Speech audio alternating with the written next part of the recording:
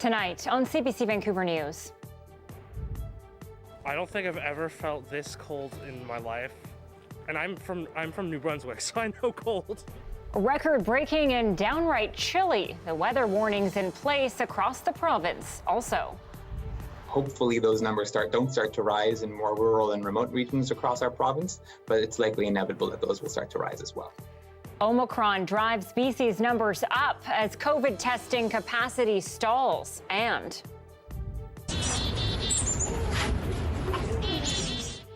a Port Moody resident gets some surprise visitors on Christmas Day.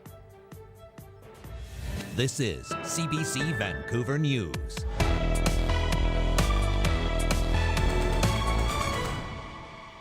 Good evening and thanks for joining us. Well, temperatures have plunged in this cold snap. In fact, 21 weather records have been broken so far. And with Arctic air expected to keep blasting BC, Joel Ballard is looking into all the warnings coming your way. Not just a white Christmas, but also a cold one. I feel like an icicle. That's how I feel about this weather. Much of BC gripped by very cold temperatures. Across much of the south coast, Arctic outflow warnings in place, with the wind chill potentially dropping temperatures to -20. Yet while some people feel like this, it's still cold, extremely cold. Others have a different take. In Montreal, when they snow, sometimes it gets as cold as 49. With the wind chill factor, it get to become minus 60 degrees. So this is nothing? Nothing. In the Fraser Valley, main roads and highways have been cleared of snow, but some side streets still blanketed.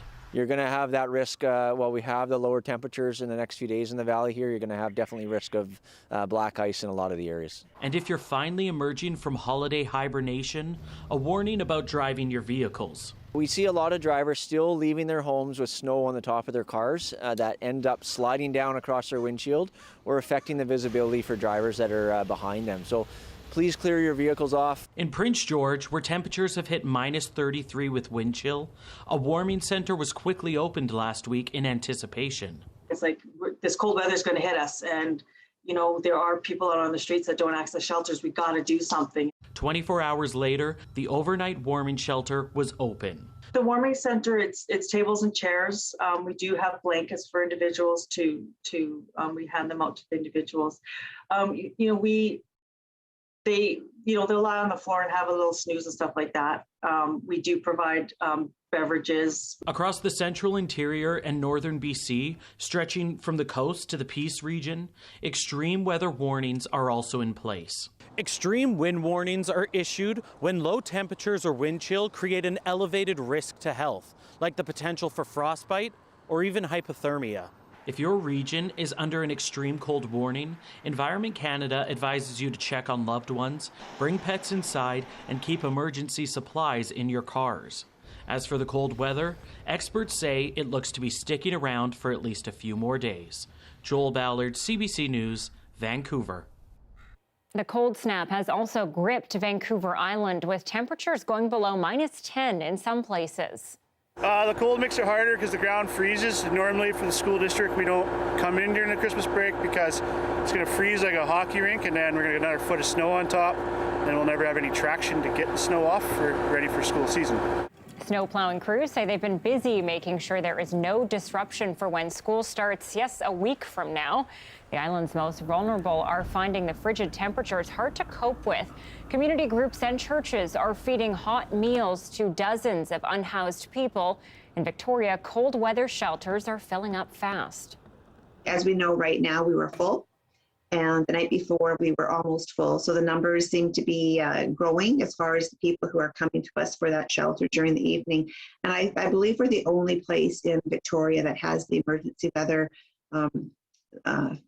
housing or mats, I should say, for people in the community. There are warming stations that people can go and get some refuge from. The good news is, despite the Salvation Army extreme weather shelter reaching capacity, the city's vulnerable do have another option. The Greater Victoria Coalition to End Homelessness says it is opening at least 2 more shelters around the city. And looking at the forecast now, those Arctic outflow warnings remain in effect. As Joel reported, it's minus 10 degrees right now at YVR with light snow expected for the region overnight.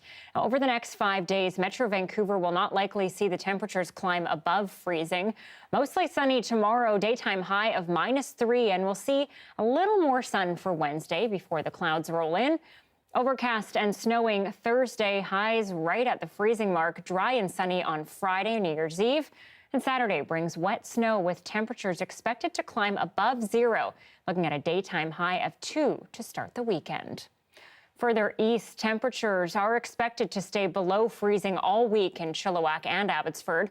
Flurries falling tonight. Mostly sunny and dry tomorrow, a daytime high of -6 for Chilliwack and -7 for Abbotsford. And it's not just us here in BC. Now, brutally cold weather has settled in across much of Western Canada. Alberta is taking the brunt of it today. In some places, the effect of the wind chill has caused temperatures to plunge below -55 degrees Celsius.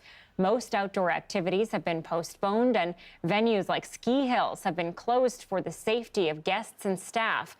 Travel by road is discouraged unless necessary, and the frigid weather is expected to linger through the weekend. BC is extending its state of emergency until January 11th to allow more time to repair flood-damaged highways. There's been significant progress, but more work is needed, especially with winter conditions coming into play. Travel restrictions are still in place for Highway 5 and 99. That means only commercial traffic is allowed on the Coquihalla between Hope and Merritt, and that's with weight restrictions. The full list of highway closures is available on our website at cbc.ca. And the body of a missing snowboarder at Big White Ski Resort near Kelowna has been found by rescue crews. The 42-year-old was reported missing yesterday evening. He had been snowboarding with friends and was last seen getting ready to board a chairlift around 1 p.m., ready for his last run of the day. Since yesterday, rescue teams had been searching the backcountry, but back weather forced them off the hill until this morning.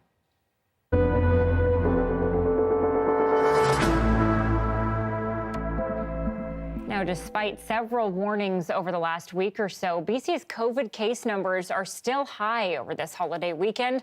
Let's bring in Mira Baines for more on this now. Mira, how bad are things? Well, Anita, we're not getting a lot of information today from the province, so there's not a lot of data to analyze here because we don't know the number of hospitalizations or deaths. But let's take a look at the COVID-19 case counts over the past 3 days.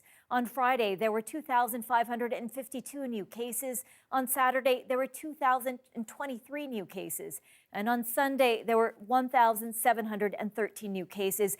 These are preliminary numbers, and while they show recorded case counts trending down from Christmas Eve, we know people have been waiting in long lines outside testing centers. People were given rapid take-home tests. So these numbers don't account for the fact that many people have been testing positive from those kits.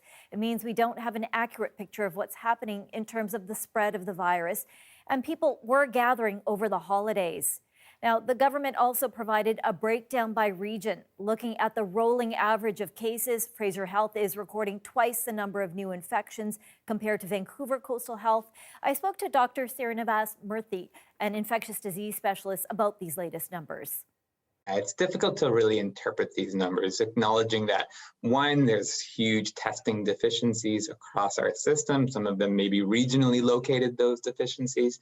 And so saying that VCH has so many cases, Fraser has so many cases, is almost entirely a relationship as to how many tests were done in those places and who is seeking out those tests. We know lots of people were sent home from testing facilities. We know lots of people are identifying with rapid antigen tests at home, which may not reflect in these numbers. And so it's difficult to really make any interpretation at all. The Ministry of Health says it will return to regular reporting of COVID-19 cases, vaccinations, hospitalizations, and deaths on Wednesday. So hopefully we'll get a clearer picture of what's happening then. Anita? All right, Mira Baines reporting for us tonight. Thanks, Mira. Not all COVID tests are created equal. People cleared by a rapid antigen test have been confirmed positive by the PCR test, but not all those who suspect they have COVID are able to get an answer. Karen Paul shows us through those people who have lived it. Rebecca Saw and her youngest son braved the -32-degree weather to get their COVID-19 PCR tests. We've been really sick. You can hear in the background my little one is coughing a bit. Their rapid antigen tests came back negative, but when her partner and oldest son got PCR tests, they came back positive for COVID-19. She's worried the rapid tests could give people a false sense of security. If we had like said, oh, it's just a cold and maybe had people for dinner, we could have spread it. Across the country, there are long lineups for PCR tests, even longer waits for results. In BC, Manitoba, and Nova Scotia, PCR tests are now being limited to healthcare workers and those at increased risk of serious illness. We need to preserve the more accurate PCR testing for those who really need it. Instead, some provinces are giving rapid antigen tests to people who have symptoms.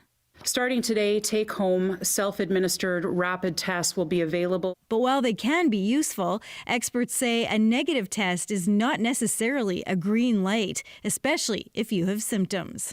If they're symptomatic, they should continue to isolate, and also they should continue to do a repeat of the rapid test in the next day or two. Sometimes it takes more than a few days for something to become positive. I've actually been going out on the balcony every day. This balcony is Sasha Kalra's only relief from his Toronto apartment. He's in isolation after a PCR test confirmed his symptoms were caused by COVID. An earlier rapid antigen test was negative. I ultimately ended up doing a ton of research on, false positives, rapid tests versus PCR tests. And I found the language to be pretty confusing. Many doctors and public health officials advise if you've got cold or flu symptoms right now, assume it's COVID. Karen Pauls, CBC News, Winnipeg. The economic fallout from the pandemic has been hard for many. Similar to BC, homelessness has become a growing problem in rural areas in Alberta. Julia Wong shows us two communities that have taken unique approaches to tackling the issue and helping the most vulnerable. The place Jamie Collins lives in now is a far cry from where he was before, living on the streets. It's awesome that they have this. It can help a lot of people. This being transitional housing in what used to be a motel in Whitecourt, a town 180 kilometers northwest of Edmonton. We're at about 60% capacity right now. Sheila Watson oversees the housing initiative, which started during the pandemic. There are common areas for clients and services to help them get on their feet. Just to be able to provide that stability so that people can move forward with their lives is encouraging. Homelessness is often perceived as an urban issue, but COVID-19 has brought it to the forefront in rural areas across Canada. It's a 5-by-8 room. It's meant for one individual. An hour south in Edson, residents set up shelter pods for those without a home. The pods have enough room for a mat, charging outlets, and not much else. The pods open at 8 p.m. You press this button here, and it connects you with a volunteer, who then opens the door remotely. This is the first winter for these spaces, but already the need surpasses the number of pods. It's easy to have it remain hidden in rural Alberta. We don't have the capacity as they do in the larger centers or the volunteer base to assist in those matters. One initiative relies on grants, the other community support. But money will eventually run out because funding from all levels of government is not consistent, leaving rural communities fending for themselves. We're flying by the seat of our pants out here.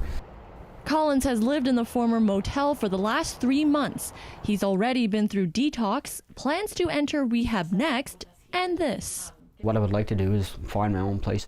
Somewhere he can truly call home. Julia Wong, CBC News, Whitecourt, Alberta.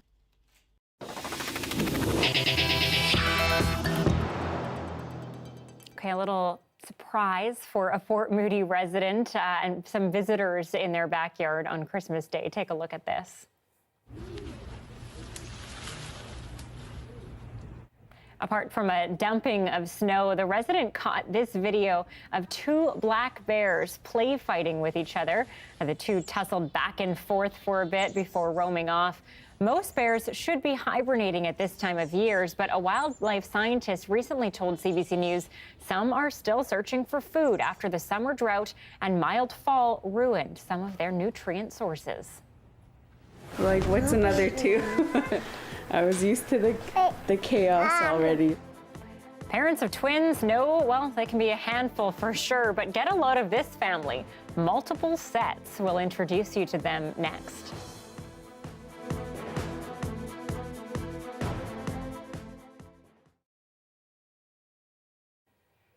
Thanks for staying with us during our commercial-free live stream. Well, the changing situation around COVID-19 across the country means that some museum spaces are no longer open to the public. But before those rules came in, CBC PEI was able to stop by Beaconsfield Historic House to see a holiday display of items from Christmases past.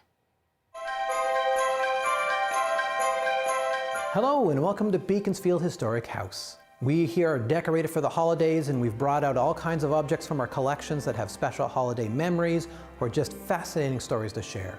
I'm going to take you on a tour and we're going to see what we can see. Come with me. If you've ever been a kid at Christmas, you probably remember the toys. Well, so do we. We collect the best-selling toys here at the foundation, and at Christmas time we try to put some of them on display. So you'll see an arrangement of toys from the early 1900s right up until the 1990s. So here's an amazing example of a home craft project. This was made in 1873 by Bridget Connolly and her father when Bridget was just 12 years old. The snails that make up the house come from Bedeque Bay, and it's been in the family until 2017 when it was donated here. So if you build something today, you never know, it could end up in a museum. As someone who loves history and heritage, I always think that artifacts have a life of their own, but this artifact literally has a life of its own. It's a living plant. This Christmas cactus, which is in bloom right now, is over 100 years old and might be as old as 140 years. It's quite an amazing thing to be able to share with the public. Christmas cards are older than you think. The first ones were sent in the 1840s, but it wasn't until the 1870s and 1880s that they really caught on as a way to say Merry Christmas to your friends and neighbors. Now, of course, Christmas cards are ubiquitous with the season, and it's something that we collect here in the collection. So, next time you send a Christmas card, you can think that someday it might end up in the PEI collection. The final item I wanted to showcase on this Christmas tour of Beaconsfield is the tea set behind me. It's 250 years old. It arrived on Prince Edward Island via shipwreck and has traveled to British Columbia and Australia before coming back home to the island. And so the tea set sits here today. Final fun fact, it was brought to PEI by William and Janet Simpson, the great-great-grandparents of Lucy Maud Montgomery. So like I said, this is Peak Island that you're looking at in this 250-year-old tea set.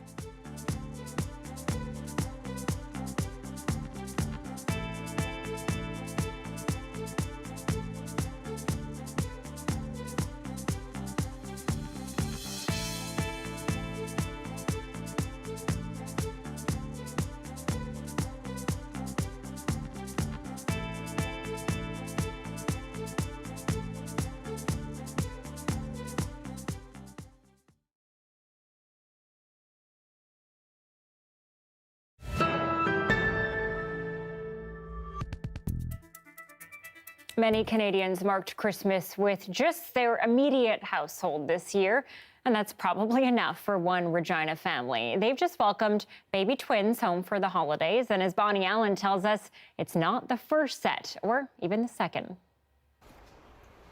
At 5 years old, Alice MacArthur takes her job of big sister pretty seriously. She's had plenty of practice too. Her mom has had 3 sets of twins in 4 years. It's okay. Come on. Patrina MacArthur and her husband figured they were done having babies after Alice and her brother were born a couple of years apart. I thought I was good with just the 2, but my first set of twins pretty much shocked me because I didn't know I was able to have twins. In November 2017, she had twin girls, Halen and Hannah. Then in 2019, another set of twins, Kai and Kitty. And then this year, that's right, a third set. These 2 in the crib are Felix and Francine. And this little guy, well, he's having a bit of trouble adjusting to sharing his mom, she says. As for her, she just rolls with it. I just had to accept it. Like, what's another two? I was used to the chaos already, so. So definitely unusual, and I feel tired for her, so. Obstetrician Dr. Stephanie Cooper says the overall rate of twins in Canada is about 1 in 90, but that includes using fertility drugs. It's even more rare to have 3 sets of fraternal twins in 4 years without fertility treatments. If you are somebody who just tends to ovulate more than 1 egg per cycle, then that would make you more likely to have twins in a subsequent pregnancy. Born prematurely, Felix and Francine are settling in at home after a couple of weeks in the neonatal unit. I really don't get time for myself. MacArthur has her hands full with 8 children, but she's happy, accepting that sometimes when life throws you a few curveballs, you get a whole baseball team. Bonnie Allen, CBC News, Meadow Lake, Saskatchewan. Wow, okay, I'm still getting used to having 1. I thought that she only had 3 sets of twins, but turns out she has 8 kids in total. Pretty wild, but a fun household, I'm sure. Okay, another story about a Quebec couple who made a decision to get married on short notice. Time was precious for the would-be bride. She was diagnosed with advanced ovarian cancer. But as Rowan Kennedy reports, thanks to the help of hospital staff and the generosity of a local notary, it all came together on Christmas Day. J'ai dit à ma femme, je pense qu'il va falloir se marier vite si on veut se marier. For months, Dave Lachance's partner has been in and out of this hospital. Kelly Badard was diagnosed with ovarian cancer last summer while giving birth. Both mother and daughter were in the hospital for a month and a half. Days ago, Lachance came to a realization. Je vois que ma femme, elle va pas bien, elle est fatiguée, ma femme. Puis là, je lui ai dit, ça t'intéresse toujours vouloir me marier? Elle m'a regardé, elle avait les yeux pleins d'eau, elle m'a dit oui. Unsure how much time she had left, on Christmas Day in a small lounge at the Glen site of the McGill University Health Centre, the couple tied the knot. Lachance says it was a holiday miracle. Dans un petit salon de 10 par 12. Puis il y avait plein d'amour là-dedans, dans cette pièce-là, mon gars, dans ce petit 20 minutes-là. They had non-alcoholic sparkling wine to celebrate, with 3 family members, hospital staff, and the notary present. The notary saw a post on Facebook and dropped everything she was doing to speed up the process. She says she only heard about it because a nurse reached out to a lawyer who asked for help on Facebook. Under those circumstances, I'm making myself available to them, and I will rearrange my schedule and my holiday plans with my family. It really kind of like touched my heart, and I said I cannot go by without expressing how precious life is. Lachance says since the ceremony, his wife has renewed energy in her fight against her cancer. He says he hopes that his story can remind people how fragile and precious life is. Ça peut ouvrir les yeux à beaucoup de monde que la vie c'est fragile. And with 7 children at home, Lachance still has hope. Bedard begins another round of chemotherapy tomorrow. Rowan Kennedy, CBC News, Montreal.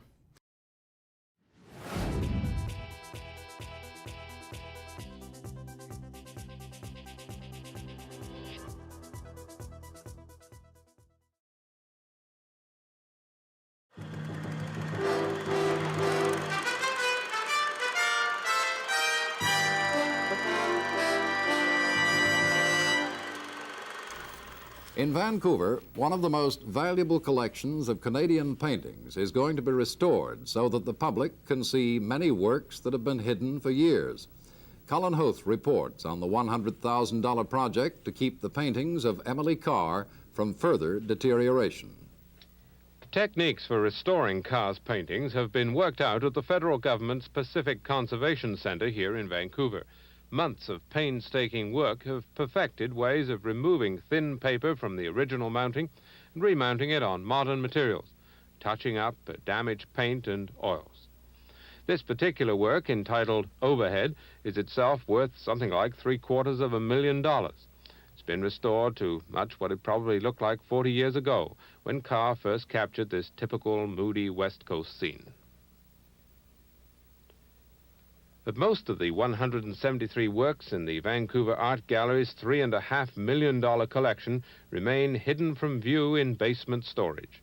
Many were mounted simply by the artist herself and her friends during a lifetime, when their value was counted in tens rather than thousands of dollars.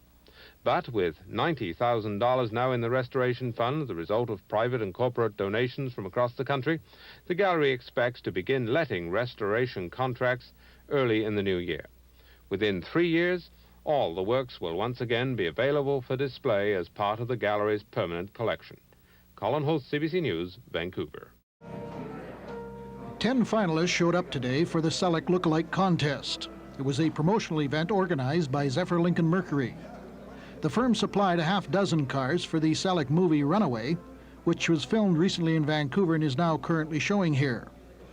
Originally, there were 30 entrants in the lookalike contest, but the field was narrowed down to 10.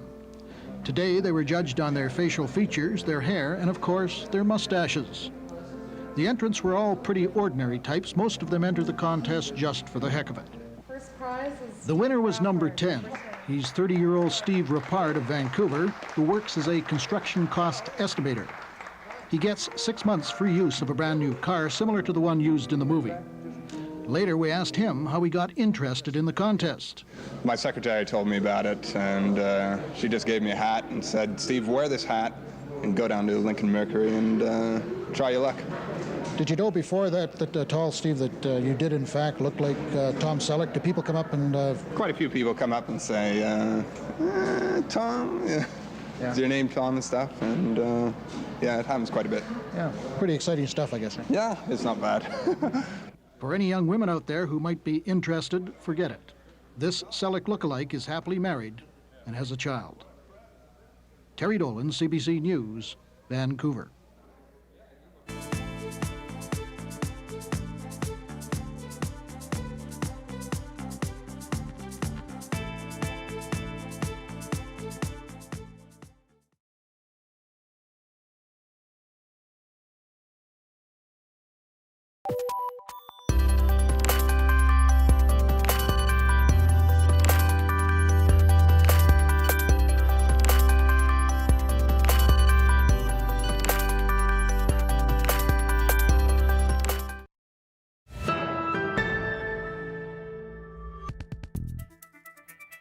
Quebec filmmaker and producer JeanMarc Vallee has died.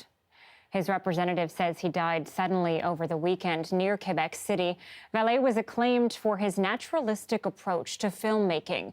In 2013, he directed Dallas Buyers Club, which earned multiple Oscar nominations, including Best Picture. He was also known for the hit HBO series Big Little Lies and Sharp Objects. JeanMarc Vallee was 58. Well, the pandemic continues to be a drag on the film industry, which is already struggling to recover from last year's massive drop in revenue. But despite more lockdowns and new challenges, 2021 managed to bring back some movie magic to screens big and small. CBC film critic Eli Glasner recaps his top 5 favorite films of the year. Only together can we stand a chance. Can you read minds? Yes, I can. Hello, Peter. Well, 2021 started out promising. Theaters reopened, some familiar faces returned to the big screen, and now here I am broadcasting from my basement. But still, as always, there were heroes, big and small, movies that helped inspire and entertain us. Number 5, Spider-Man No Way Home. It is everything you wanted, a movie that satisfies fans while returning Spider-Man back to his roots. Talk about amazing. Number 4, Tick, Tick, Boom. I have an original rock musical that I have spent the last 8 years of my life writing. Former Spider-Man Andrew Garfield bursts with Broadway love in this witty meta-musical. Number 3, Nightmare Alley. Guillermo del Toro does it again with an alluring mix of freak shows, geeks, and con men. Art Deco glam meets film noir cool with a show-stopping finale. Number 2, beings. Talk about courage. First, Mohawk director Tracy Deer lived through the Oka crisis, and then she took that experience and turned it into a story that takes us behind the barricades to meet a young girl finding her strength. Why did you help us? Number 1, Dune. With empires that stretch across stars, swashbuckling heroes, and sandworms the size of city blocks, Dune is the dream of director Denis Villeneuve fully realized. A movie he made for himself, and in doing so, inspiring millions with his vision. Eli Glasper, CBC News, Toronto. That is CBC Vancouver News at 6 for December 27th. Thanks for being with us tonight, and we'll see you back here tomorrow. Have a good evening.